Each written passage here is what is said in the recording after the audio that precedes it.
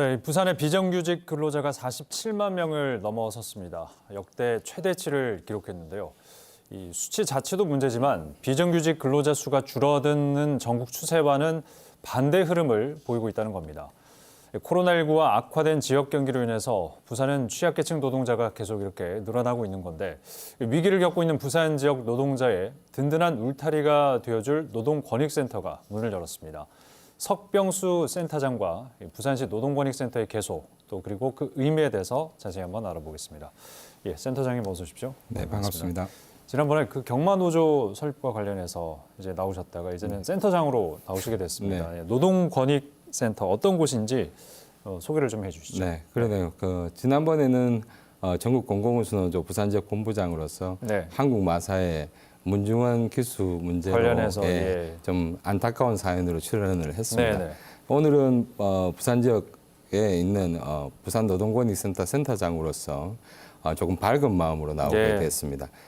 부산 노동권익센터는 지난해 2월 부산시가 제정한 부산시 노동자 권익보호 및 증진을 위한 조례를 통해서 부산시가 설립을 하고 민노총 부산본부가 위탁 운영하는 기관으로 올해 네. 9월에 문을 열었습니다. 예. 개소 첫 달에는 이제 그 상담이 한 60건 정도가 되었었는데 10월에는 269건으로 급격하게 관심이 늘어나고 있습니다. 예. 부산 노동권익센터는 영남권에서는 최초의 설립이지만 네. 전국적으로 보면 7번째입니다. 부산의 위상과 인구를 감안하면 조금 늦은 감이 있지만 처음에 구상했던 2022년도보다는 빨리 설립이 되어서 다행이라고 생각합니다. 네. 부산시 인구는 339만 명입니다. 이 중 약 170만 명이 노동자입니다.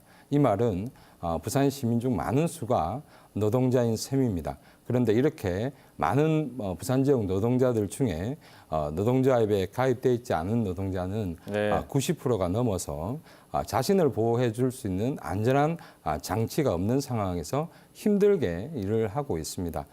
부산 노동권익센터는 이런 상황 속에서 부산 지역에서 취약한 노동 조건과 환경에서 힘들게 일하시는 분들의 권리 보호 및 증진을 위해 만들어진 곳입니다.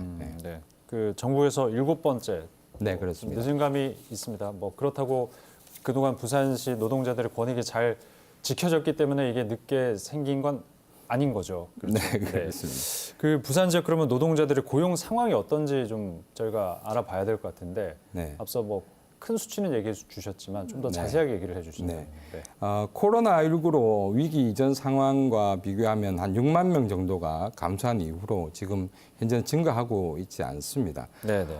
더욱이 구직 희망자는 계속 늘어나고 있는데 기업의 이제 구인 건수는 계속 줄어드는 매우 어려운 상황이죠. 예. 전체 임금 노동자 중에 47만 명 이상이 비정규직 노동자입니다. 네. 이 수치는 2003년 이후 최대치입니다. 전국 평균치보다도 지금 상당히 높고 예. 또 계속 증가하고 있는 추세입니다. 그리고 코로나19로 인해서 정규직 일부가 지금 비정규직이나 일용직으로 지금 내몰리고 있는 상황입니다. 네. 그 9월 개소하고 나서 뭐 60건 정도 있다가 10월부터는 급격하게 늘어났다고 네, 그렇습니다. 상담건이 네. 말씀해 주셨는데 취약계층 노동자들의 처우 실제로 어떻게 지금 좀 이해가 되고 있습니까? 네, 이번 코로나 위기는 그 감염병 위기나 재난이 닥치면 그 피해는 모두에게 평등하게 오지 않고 오히려 취약 노동 계층에게 피해가 더 심각해진다는 것을 잘 보여주고 네. 있습니다. 예. 최근 택배 노동자 과로사 문제는 심각합니다.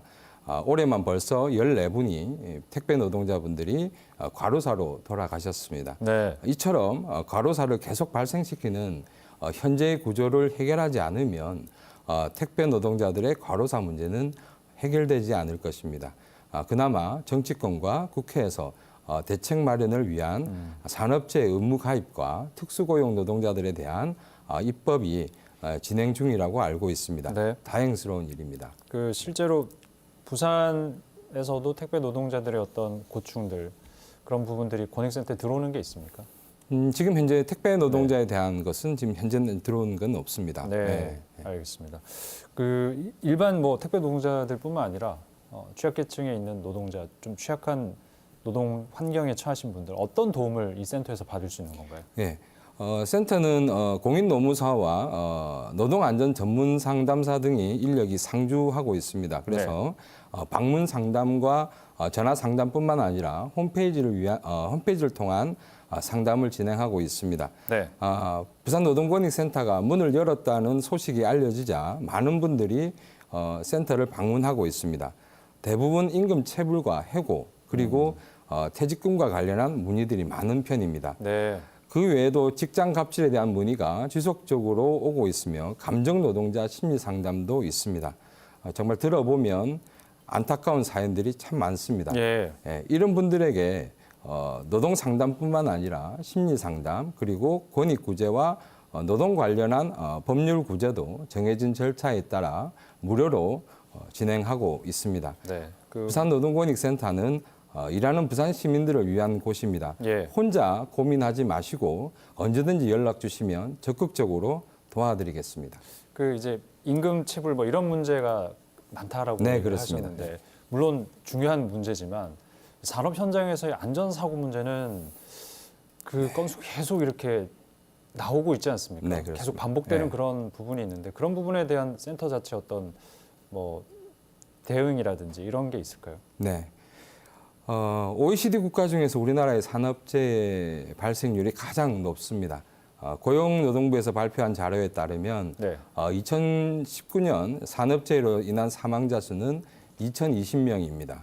10월 27일 기준으로 올해 부산에서 일어난 산업재해 건수는 41건에 사망자만 44명이 발생했습니다. 예. 9월, 10월 두 달간 산업재해로 8명이 사망했습니다. 문제는 산업재해 충분히 예방 가능한 사고라는 것입니다. 네. 부산 지역의 경우에는 사망하신 분들이 60대 이상 고령자가 많고 대부분 노동조합이 없는 사업장과 하청업체나 협력업체 노동자에게 발생하고 있습니다. 네, 부산에서 산업재해로 노동자의 안타까운 생명이 또 희생되는 일이 없길 권익센터에서 좀 잘 챙겨봐 주시길 바랍니다. 이 노동자들에게 권익센터 어떤 의미로 다가가면 좋겠다라고 생각을 하시는지 끝으로 말씀해 주시나요? 네. 네. 노동자의 권익 보호를 위한 향상하기 위해서는 시민들의 노동에 대한 인식 개선이 무엇보다도 중요합니다. 현재를 살아가는 우리는 자기 노동뿐만 아니라 타인 노동에 기대어 살고 있습니다. 일하는 부산 시민들과 함께 동행하는 센터가 되기 위해 노력하겠습니다. 언제든지 연락 주십시오. 부산노동권익센터가 일하는 부산 시민들과 함께 하겠습니다. 감사합니다. 네, 9월에 문을 연 부산노동권익센터 석병수 센터장과 얘기 나눠봤습니다. 말씀 고맙습니다. 고맙습니다.